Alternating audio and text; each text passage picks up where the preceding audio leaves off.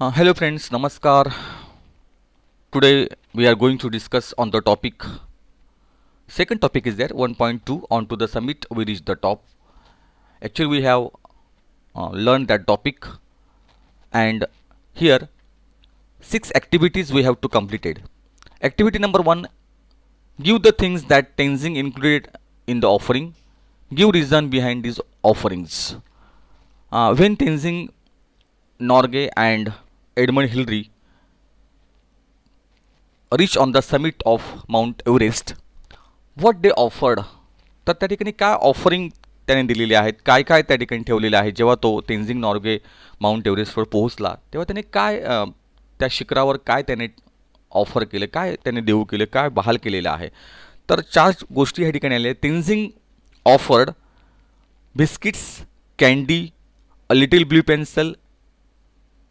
त्याने काय काय दिली, तर Tenzing offered biscuits, candy and little blue pencil.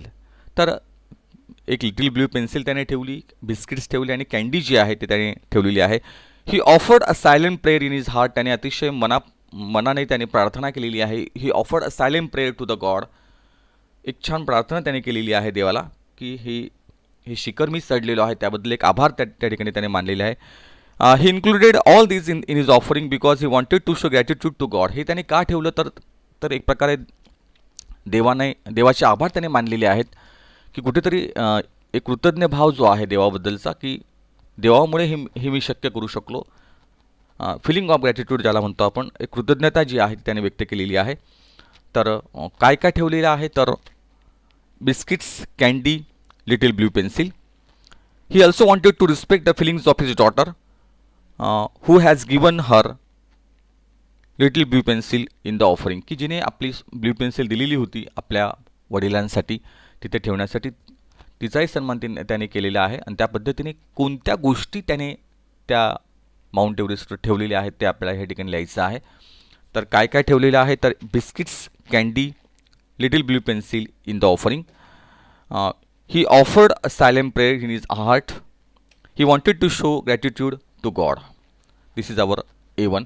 Now A2, complex factual. Complete the web highlighting the feelings, emotions of Tenzing after reaching the summit. तर आपल्या ज्या इमोशन्स आहेत, तेन्झिंग ज्या वेळेला त्या ठिकाणी पोहोचला त्या माउंट एव्हरेस्टवर, तर त्याच्या कोणत्या भावना त्या ठिकाणी होत्या, त्या भावना आपल्याला सांगायच्या आहेत. इथे एक वेब चार्ट जो आहे, we have to complete this web chart. Tenzing's feelings or emotions. तर काय भावना त्याच्या आहेत, तर here first emotion or first feeling इथे आपण त्या ठिकाणी लिहू शकतो. फर्स्ट जो बॉक्स आपला आहे, ग्रॅटिट्यूड टू गॉड, तर देवाबद्दलचे एक जी कृतज्ञता आहे ती त्याने व्यक्त केलेली आहे. Second, respect for daughter's offering. त्या मुलीने जी ब्ल्यू पेन्सिल दिलेली आहे ती त्याने त्या ठिकाणी बहाल केलेली होती. तो रिस्पेक्ट जो आहे मुलीबद्दलचा तो त्याने दाखवलेला आहे. Friendship, carry scarf of friend. त्याने आपल्या मित्राचा स्कार्प जो आहे, रेड स्कार्प जो आहे तो त्या ठिकाणी त्याने आपल्या खांद्यावर घेतलेला होता. त्याच्याबद्दलचा एक जो रिस्पेक्ट आहे मित्राबद्दलचा तो पण त्या ठिकाणी त्याने आहे. ही was very happy and excited. तो अतिशय आनंदी होता, अतिशय उत्सुक होता आणि अतिशय एक ज्याला अत्यानंद होतो तो त्याने त्या ठिकाणी व्यक्त केलेला आहे. तर फिलिंग ऑफ ग्रॅटिट्यूड त्या ठिकाणी आहे. त्यानंतर रिस्पेक्ट फॉर डॉटर्स ऑफरिंग्ज आहे.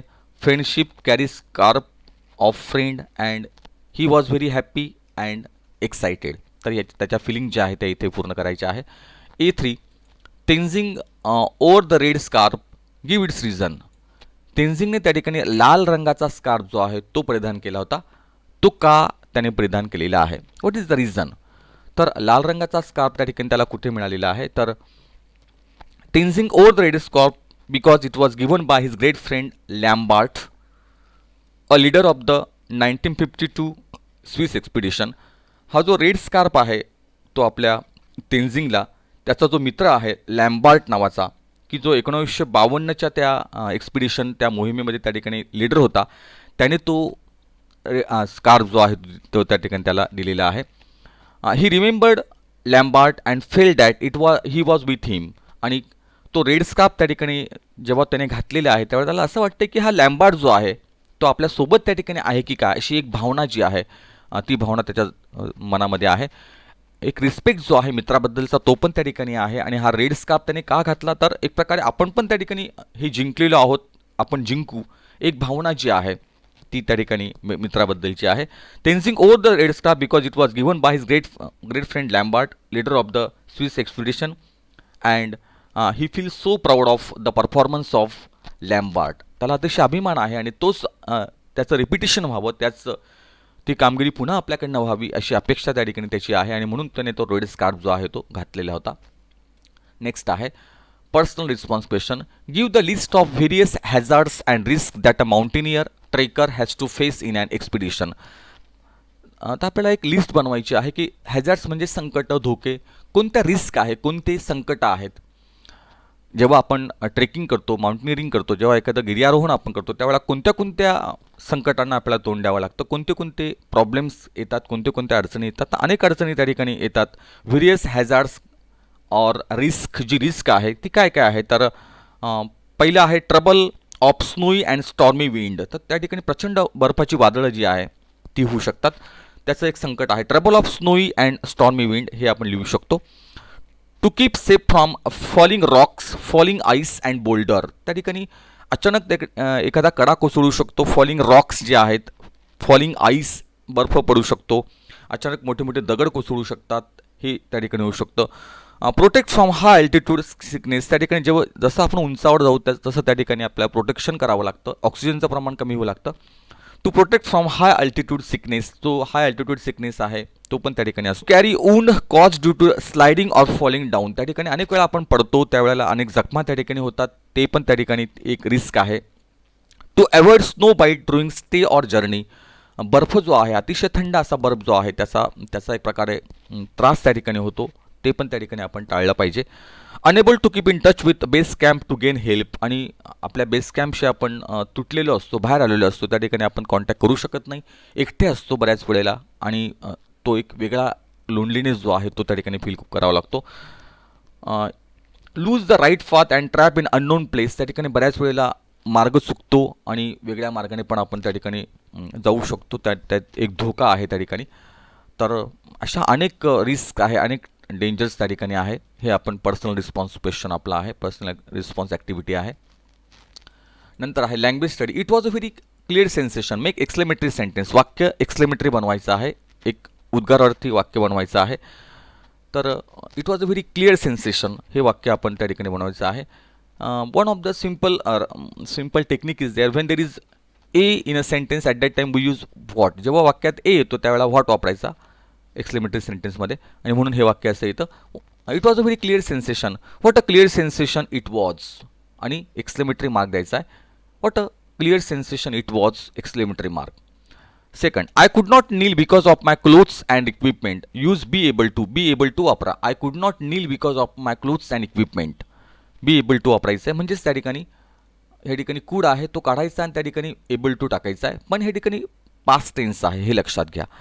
आय कुड म्हणजे या ठिकाणी I was not able to, इथे त्या ठिकाणी आपण करणार I was not able to kneel because of my clothes and equipment. I was not able to. I was not able to म्हणजे इथे आपण वॉज का वापरला, तर भूतकाळ आहे म्हणून. I was not able to kneel because of my clothes and equipment. A6 vocabulary आहे.